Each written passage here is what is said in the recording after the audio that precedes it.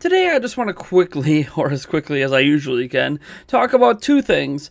One is that Nintendo has announced the SNES Classic Edition will be available to pre-order from multiple retailers by the end of August. That's this current month. That started today, August 1st. And in addition, they promise to have units available in the stores on launch day. So if you are not able to pre-order the item, there should be some sort of stock on shelves at least the first day it's out. And again, they reiterated that they plan to, keep replenishing stock throughout the holiday season. So we'll see. Nintendo has continually said there's going to be more SNES Classic Editions than there were NES Classic Editions. So we'll see, what the final sales tally is next year at some point. And if it is indeed easier to get a hold of this system than it was the NES Classic Edition. I know that this also gives me some faith to be able to grab one, because if I don't happen to have enough money to get a pre-order in at one point, I could still save up and show up early to a store and get it day one. Which is probably what I'm going to end up doing.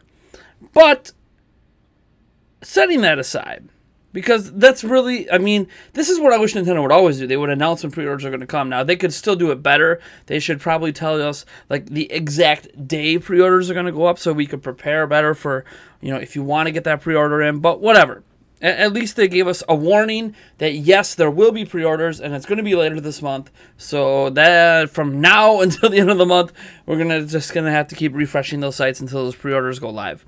Now, another thing I want to talk about today, and everyone else seems to be talking about it, a lot of people in the media, specific YouTubers, major media outlets. Today seems to be a day when Mario and Rabbids Kingdom Battle is getting a lot of media attention. It feels like there was a press event, and today was the day that Nintendo allowed everyone to post all their various footage and impressions from the event. And I was really excited when this game was announced. I know when it was rumored, it's like, oh, Mario and Rabbids, some weird RPG thing, this is going to be really bad. And when they showed it off, it's like, oh, okay, this is like Mario and Rabbids XCOM, and XCOM is fantastic. So I was really looking forward to what this game was, and the gameplay we saw at E3 was really good. This game looks good, and it comes out this month, August 29th to be exact. So I'm already really excited for it, and it's probably my, for sure, next purchase on Switch if I don't purchase another game between now and then. And while I'm excited for it, we haven't heard a lot about it since E3 until today, and today just made me even more excited about it. And it's not necessarily that we learned anything new. Yes, we have technically learned some new things. In fact, I have a whole list of things here that was posted by Nintendo Everything, where they were breaking down something, breaking down a whole bunch of the gameplay. And I'll go through the list a little bit, just because I want to bring up some talking points for this game. So, as an example, Mario & Rabbids local co-op mode ups the squad size to 4, and it lets 2 players take on a series of increasingly difficult challenge battles. So if you didn't know, your squad size is typically 3 when you're playing by yourself, but it can be up to 4, and I'm assuming each one of you controls one other person.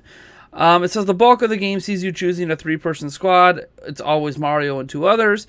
You could take them in the cordon off combat zones and then use a combination of movement and stat-heavy combat and special abilities to fight off an opposing force. There does not appear to be any ability to revive a downed squad mate, so you really don't want to lose anyone. The game's combat areas aren't just disconnected maps, but part of distinct worlds. Areas include things like a lush garden, an ice-covered desert, a ghostly themed area, and a volcano's innards. Innards. A pretty interesting word to use for a volcano. Each combat area has a single seamless set of challenges, combat missions with different objectives. Missions include defeating whole enemy forces or reaching the end of a zone. Game has puzzle areas and require no combat. Boss battles require bespoke tactics to beat.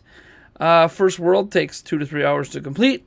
Each world takes longer. I'm assuming longer than the previous world. Every combat area is turned into a more difficult challenge objective once completed. Game puts a huge premium on movement, particularly as a team. Characters can technically only move once a turn. By using both friends and enemies, that single move can be prolonged. Running into an enemy performs a dash melee attack that offers an extra spurt of movement afterwards. Some characters can dash multiple times, meaning you could attack 3 enemies, run through a warp pipe, another extra burst, run up to a squad mate, team jump, an extra long bonus move into cover, then fire again at an enemy you already hit. There are different character abilities. Luigi has a Steely Glare ability that allows him to take extra sniper shots at any enemy moving past him. Rabbid Yoshi has a move that scares enemies into moving during your turn, setting up Luigi to take extra shots, or other people like Mario. Heroes differently to different situations. They react differently, I'm assuming is what he meant. Right down to how they take cover. Rabbid Mario's got a toothpick chewing swagger. Rabbid Luigi is clumsy. Rabbid Peach has pathological sass. The camera regularly zooms in and out by turns, picking out cinematic little details, and then swooping up to turn the whole stage into a tilt-shift toy box. Second level is from late in the game. It's called Spooky Trails. I believe someone mentioned it was 3/4 of the way through the game. Peach and her fire shotgun, a lethal close quarters weapon that, if it doesn't kill, leaves your enemies with a nasty burn. Its devastating power causes enemy Rabbids to scatter around the map, holding their burn behind. Enemies have intelligent AI and can outthink and outflank you with ease. Local co-op puts you and a friend in charge of a pair of fighters each.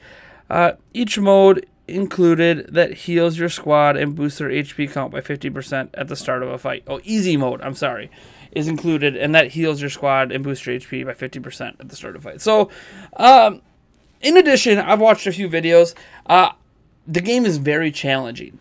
A lot of people thought that, this is XCOM, but it's going to be like XCOM Lite, right? It's going to be easy mode. It's going to be, and there is literally an easy mode, but it's going to be this kid-friendly game that is going to enable everyone to not get frustrated by constantly losing.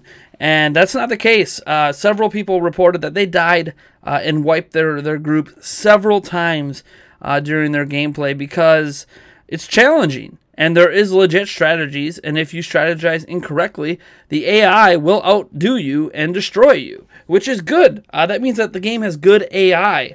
And then you don't always get that in a game that relies heavily on strategies from AI.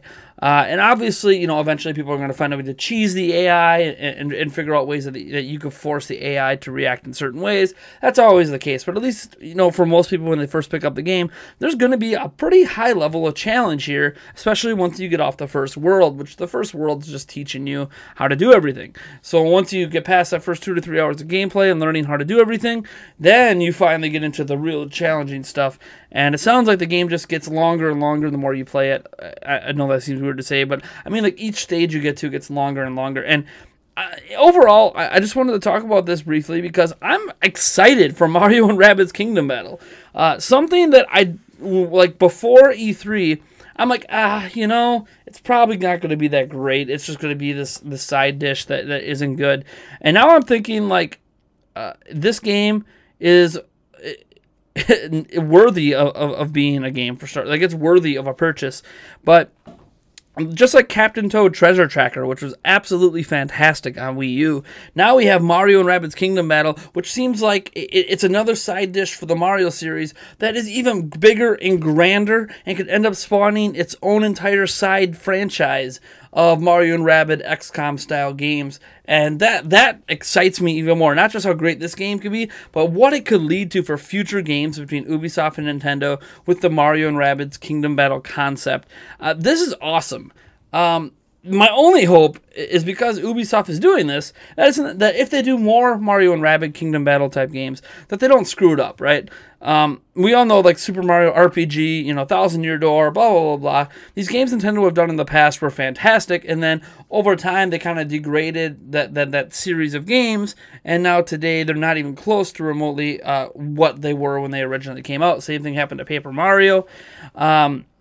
We also saw, even with Mario Tennis. Remember when Mario Tennis was an RPG? A straight-up RPG? Yeah, I bet you don't. And Mario Tennis today is not that. So Nintendo themselves has this thing where when they make these really awesome, cool idea side dishes, over time, I don't know if they mainstream them. I don't know if they just end up going off to B teams or C teams that just aren't as good at continuing the legacy, but they tend to degrade a little bit. And I'm hoping that if this catches on, which please catch on. Like, I don't know how many of you are interested. I'm never going to tell you go out and buy a game you don't want to buy. That's silly. You shouldn't spend your money on things you're not interested in. But I'm highly interested in this, and I hope it does well because I want to see more. And with Ubisoft in control, I know Ubisoft has their own issues. We've seen what they did with Assassin's Creed. We've seen what they've done with other franchises. But in general, the core of those franchises were still there, right? Like an Assassin's Creed game still feels like an Assassin's Creed game. So I'm hoping that this gets popular enough that they can make more of them. Obviously, I'm not saying I want to see one out every year. I'm not saying let's annualize this, but I would love to see one come out every 2-3 years. If it's good. Now, I got to play it. I can't give any final verdicts yet, but based on the footage I am seeing, the screenshots I've thrown up in here, sorry that I didn't put up any gameplay footage. Ubisoft and Nintendo are just going to claim this entire video and ruin my day if I did that. But from the screenshots I've put up here, and I'll put some links down to some of my favorite videos that I found today in the description. I'm just generally excited for this. And I know lately there's been a lot of criticism I've been kind of heaping on Nintendo, but for the kickoff of August, we got some pretty positive stuff here.